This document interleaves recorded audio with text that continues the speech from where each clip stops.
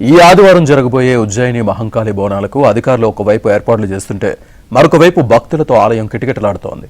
ఈ రోజు నుంచే అమ్మవారికి బోనాలు సమర్పించి వడిబియ్యం పోయడానికి పెద్ద ఎత్తున భక్తులు ఆలయానికి తరలివస్తున్నారు.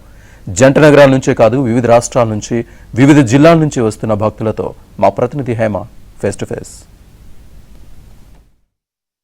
బోనాలకు ఇంకా సమయం ఉన్నప్పటికీ ఇప్పటికే పెద్ద ఎత్తున భక్తులైతే ఉజ్జయిని మహంకాళి అమ్మవారి ఆలయానికి చేరుకుంటున్నారు. బోనాల రోజు పెద్ద ఎత్తున క్యూ లైన్లు కానివ్వండి, భక్తులు కూడా పెద్ద ఎత్తున ఉంటారు. ఆ రోజు హెవీ రష్ ఉంటుందని చాలా మంది మహిళలు వచ్చి ఈ రోజే బోనాలు సమర్పించుకుంటున్నారు. ఈ రోజే అమ్మవారిని దర్శనం కూడా చేసుకుంటున్నారు. కొంతమంది మహిళలు ఉన్నారు, మాట్లాడదాం. ఎక్కడి నుంచి వచ్చారు ఏంటని. ఎక్కడి నుంచి వచ్చారమ్మా? మేము విజయవాడ ఇయర్ ఫస్ట్ ఇయర్ వచ్చామండి. ఓ, మీది విజయవాడ.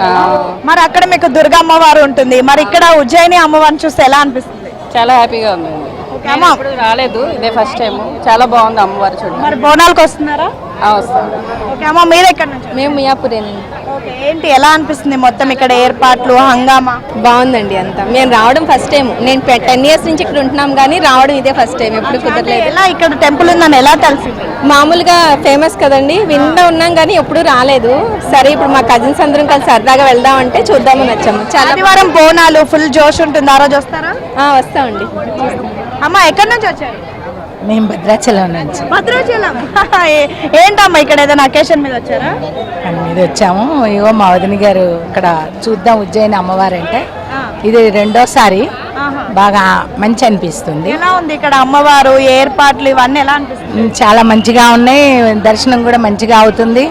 అందరు మంచిగా రెస్పెక్ట్ ఇస్తున్నారు. అంతా బాగుంది, చాలా బాగుంది. అమ్మవారు ఉన్నట్లే అనిపిస్తుంది నాకైతే. మీకు భద్రాచలంలో కళ్యాణం ఎలా చేస్తారు, ఇక్కడ బోనాలు కూడా అంతే వైభవంగా చేస్తారు. మరి బోనాలకు ఉంటారా? ఉంటామండి, చాలా బాగుంటుంది.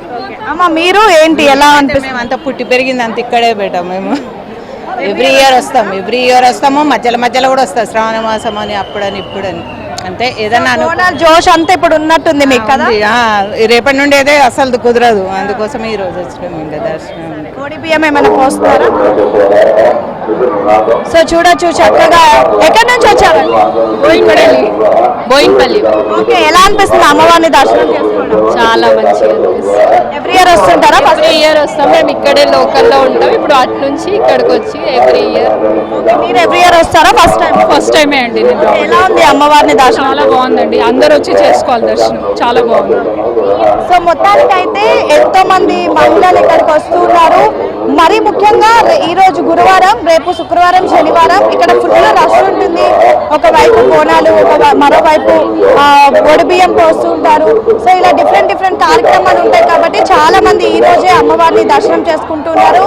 ముఖ్యంగా ఈ ఆదివారం జరిగేటటువంటి బోనాలకైతే అధికారులు అన్ని ఏర్పాట్లు చేసేశారు. ఒకవైపు బ్యారికేడ్స్ కానివ్వండి, సీసీ కెమెరాస్ కానివ్వండి, అదేవిధంగా పూర్తిగా పోలీస్ బందోబస్తుని కూడా ఏర్పాటు చేశారు. ఎందుకంటే ఎటువంటి అవాంఛనీయ సంఘటనలు జరగకుండా మహిళలు పెద్ద ఎత్తున వస్తూ ఉంటారు కాబట్టి స్పెషల్ గా షీటింగ్స్ కానివ్వండి, పోలీసులు బందోబస్తు, పిక్ పాకెట్స్ జరగకుండా కూడా పోలీసులు బందోబస్తు అన్ని ఏర్పాట్లు చేశారు. మొత్తానికైతే ఇంకా 2 రోజుల సమయం ఉన్నప్పటికీ కూడా ఇప్పటికే ఉజ్జయిని మహంకాళి అమ్మవారి దగ్గర అయితే బోనాల జోష్ అయితే ప్రారంభమైపోయిందని చెప్పుకోవచ్చు. Village journalist చరణ్తో Hema, Andhra Jyothi, Secunderabad.